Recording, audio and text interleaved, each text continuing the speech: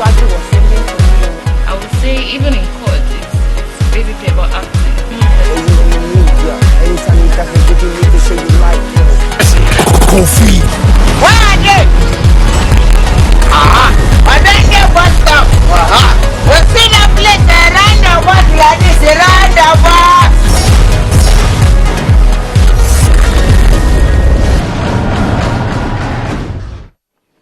There's something that still stays priceless in the market, and that is happiness. Remember, happiness is free. You are the owner or the determinant to your happiness. Welcome to this edition of your program, Switch It On, where we give to you entertainment beyond your imagination and measure. We bring to you music, movies, comedy, fashion, and lots more. You know my name. My name is Jennifer Obuse. Now, guys, you may be wondering who is actually here with me today. I'm going to tell you. He's an entrepreneur, author, director, and also a filmmaker. I'm talking of no other person than Obidi Henry, a maker. Good to have you in the house. It's good to be here. It's really nice to be here. So hope coming here wasn't difficult for you. No. It wasn't stressful. No, not stressful at all. And you've enjoyed your stay here Of so course. far, right? Of course. Now, Emeka, I have gone through your profile, and Yes. there's something that I just want you to talk about. Okay. I'm talking about your journey to Lagos. Now, take me through your life journey. Take me through your life journey, because I loved what I saw. So let's talk about it. Okay. Journey to Lagos. Yes. I actually came to Lagos in 1989. Ooh. And prior to that time, I wasn't really privileged to be dedicated or committed in school. It's not like my parents did not allow or give me the opportunity to school where I was at Enugu, but you know, some of us were just born too stubborn and all of that. So, Are you still stubborn? maybe, I don't know. So on coming to Lagos, I realized I had a deficiency, and that was speaking, reading, and then writing. All my mates were speaking English properly, but I could only speak Igbo. So you can imagine 1991, when I started speaking gradually, what you would hear is my brother's name is Christopher. Christopher now close to main load. So you're one of those people that actually call brother bladder. My brother. So if I want to call orange, what you hear is orange. Orange. You know.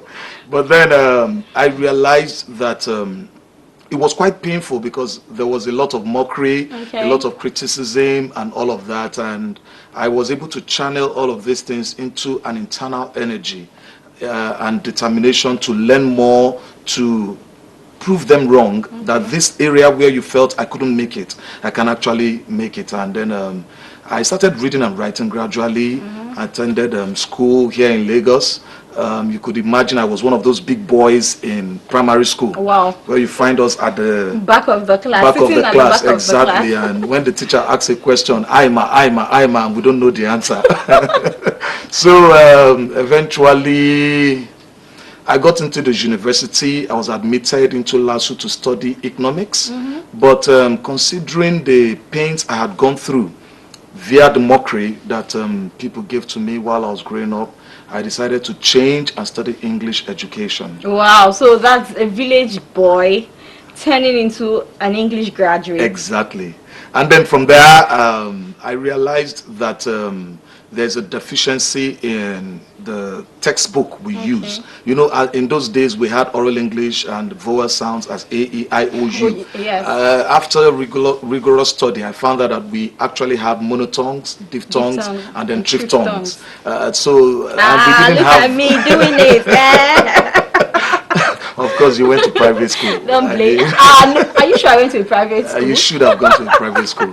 So I decided to put up a book that actually emphasized on the actual on what was needed for oral English students. Okay, so how were you feel how were you able to fit in to the in the society, like coming to Lagos? How were you able to fit in? Your friends, did they accept you, or you were just the kind of guy that they will keep laughing and laughing and laughing at, and then you keep crying and crying and crying and crying? So how did you fit in? Yes, you got it. I mean, 100%. I was that kind of guy that they will keep laughing and laughing and laughing at. The only place you missed it is I am not that kind of person that would go and cry. You know, in psychology, you say the phlegmatics, you know, they mourn, the introverts when they are mocked and all of that. But for someone like me, when you mock me, you push me to prove you wrong. So even it got so bad that if guys want to have fun, my elder sister's friends, when they want to be happy, they will call me and they will ask questions. Wow. So that by the time they ask a question and they hear blood instead of blood, you know, they will begin to laugh. I will join them and laugh. Really? And yes. Is it that you didn't know why they were laughing at you, or was it that you were just having fun also doing that? I've always had a watchword. Now time you go chop, Stammer go producing Papa name. As in so I've always said that when you have reasons to mock at me, I knew why they were mocking at me, but I knew that a day was going to come, like I would always tell my uncle in those days, that this particular English that people used in laughing at me, one day would come, I'll go to London and I'll teach English people how to speak it. And now it gave birth to your book. It gave birth to my book. English textbook. Yes. What inspired that book? My past. You know, I believe in one thing which I do at every opportunity, like to encourage people to have that as their watchword. Whatever is a deficiency, whatever you feel that people have used to mock at you, channel that energy into productiveness. Let it be like a fuel that would consume you day and night. So while people sleep, I remember their laughter. And I would always say to myself that this area I was mocked at is the same area I want to be celebrated, and it happened. And now you were celebrated. Your textbook was actually selected for an award in West African English. Yes, yes. So how did you feel? I remember when I got the email, it wasn't to my box directly, but then when they contacted me and they said, your book, my mentor actually, Mr. Ojo, you know, told me that your book has been, nominated out of 23 books all over West Africa. I was like, my book? How is that possible? For a bladder and a mother. You know, for someone and a mother. How do you? Bolada. No, mother. What about mother? Mother. You know, so at the end of the day, we traveled to Ghana. I went to Ghana, and on getting to Ghana, I saw the men that I read their books to pass oral English textbook, oral English examination. I saw the men who I regarded as mentors, who I never dreamt I could ever meet. And here we were sitting on the same table as competitors. Wow. So you could, and I was the youngest amongst all of them. You know, you had people with gray heads and all of that. So it was a mixed feeling for me. And a dream come true, right? Yes, when they eliminated the first 11 books, I didn't know my book would be amongst. Then on the second day they eliminated, I think we had just 5 books and my book was among. It was at that point that some newspapers and some TV stations started coming down to Ghana to cover the event, because look at a Nigerian's book for the first time coming out first 5, and when they announced my book winner, I couldn't stop crying, you know. Still talking to you, we'll be right back. Still talking to the entrepreneur and also a village boy turned a writer. Let's go on this break. We'll be right back. Please stay tuned. Don't go anywhere. Switch it on. Switch it on. Now, if you're just joining us, remember, this is Switch It On, where we give to you entertainment beyond your imagination and measure. I still have with me the great and amazing Obidi Emeka Henry. Thank you. Now, Obidi, now, Emeka, you're actually a filmmaker. Yes. Now, I want to ask this. When you're creatively sapped, how do you stay afresh? Like, how do you refresh the creativity in you? How do you do it? Well, I watch films. Okay. I watch films. I try to watch the films of those who I feel I should learn from, especially Hollywood films, and then films from my mentors. And then it has a way of refreshing me. Okay. So I watch films, yes. Now, as a filmmaker, let me ask this.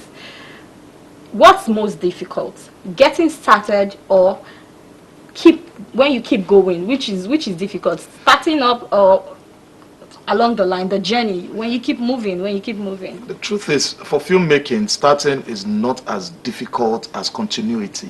Okay. getting started is not that difficult, but remaining on top or remaining as a filmmaker is what makes it, is the difficult aspect. Some people started, but a lot of them are no more involved in filmmaking. They are doing other things right now. So now, what's your greatest fear as a filmmaker? Producing films that won't sell.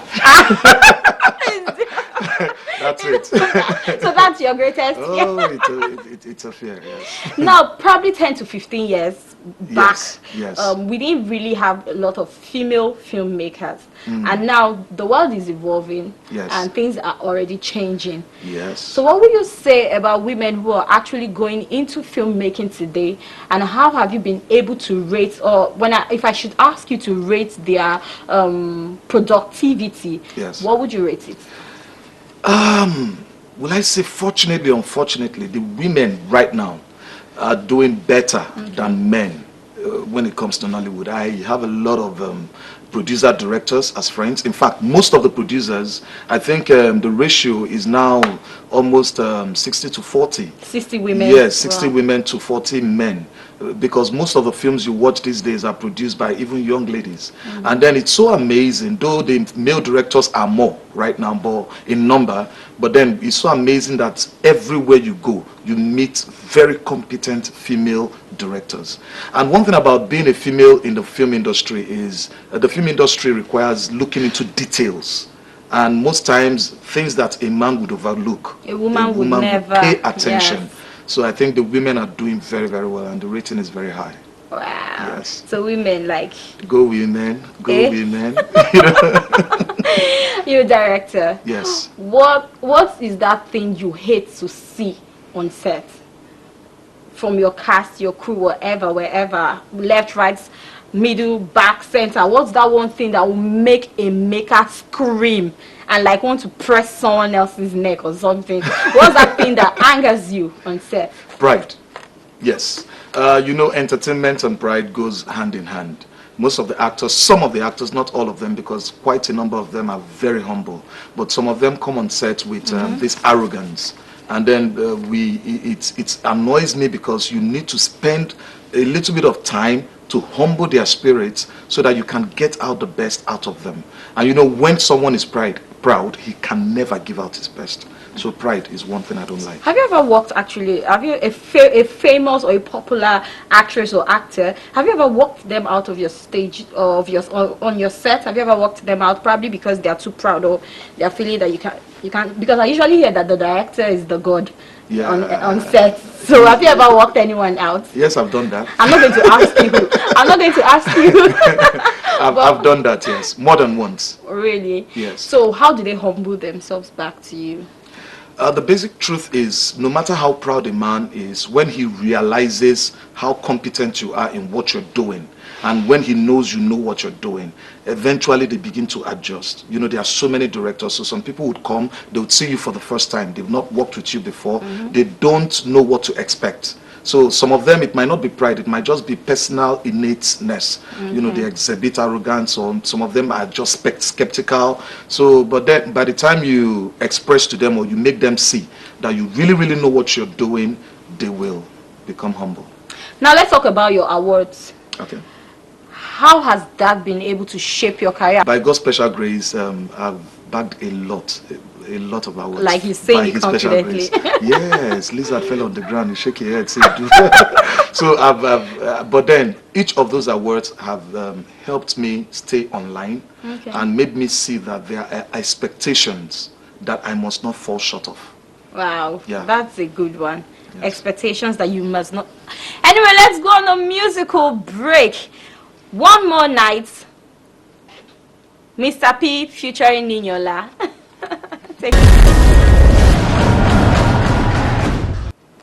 And that was a wonderful one. One More Night by Mr. P. So now tell me, how do you feel about the P Square group? Well, because I think for me, I feel them better together than when they are separated or something. I feel the same thing too. Are you seeing it? Yeah. Now, Emeka, if you're given an opportunity to change a particular film or movie you've actually done before, which would it be? Should I mention the name of the Please film? mention it. Well, there are a few things I would like to change in Workshop. Okay. It's one of the series I directed, and I don't know if it's unfortunately or fortunately, it's airing repeatedly. Okay. Every time they finish showing it on this station, they show it on another station repeatedly. There are a lot of things I'd like to change in that film. Wow. Yes. Now let's go all the way to nursery school. Give me any nursery rhyme you know. I know you came from the village actually. I understand, but give me a nursery rhyme. I didn't attend nursery school. So But how did I you used find to yourself? hear wherever you go, go, go, go, go. I don't know. Wait, there's Akpako and Ajebo nursery rhyme. Okay, I want the was one of an Ajebo. Ajebo. Nursery rhyme. Old something is dead. I'm gone to No, his grave. seriously, you are Akpako. Take me to Akpako. Take me to Akpako. So let me just take a pass on the nursery rhyme, I beg. Take me to Akpako. I want to. There's one that they sing. Mama nego nebu na nagi ego. Okay, akwụkwọ na Is that, but that's not a so rhyme, but just sing it. As a village boy that you are. onye nwere nkasi obi ọ ga-amụta akwụkwọ ọ bụrụ na nne gị na nna gị nwee ego. Are you seeing it? The villageness. The villageness. No, you can't take it away. Now, what's the one thing you can't stand in a relationship? You have a family. I know you're Of course married, I do, right? yes. So how many kids? 3 boys. 3 boys. Is Yes. there a girl? Expecting. You still want Hopefully.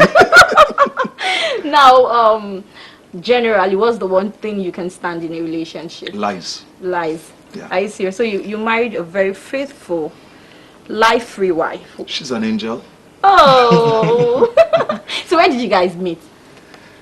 On set. Wow, you married an actress. Yes. That's amazing. But I used to think, a lot of them say that when you marry someone, your colleague in the industry, like the film industry, the marriage doesn't last. It depends on who you are. So you know who you are right now? I do. She knows who she is right now. Yes. Anyways, no wahala. Since we're now going to the knowing who you are and who you don't are, or who you will be or who you don't be, no wahala. Anyway, it's been an amazing time with you been awesome. in Maker Obidi, Henry, Thank you. and I would love to do this with you some other Okay. time. So guys, you know how we do it. This is where we draw the curtain on today's edition of your very own program, Switch It On. Now let's savor and ponder on this motivational quote by a motivational speaker, Jimmy Spithill. Rarely have I seen a situation where doing less than the other guy is a good strategy. Now remember, you just have to keep working hard. That you're working so much doesn't mean that you're being fruitful. So let's get it clear. So keep doing great. I am Jennifer Abuse, and it's always an amazing time having you here with me. Till we meet same time next week. Peace out. Bye-bye.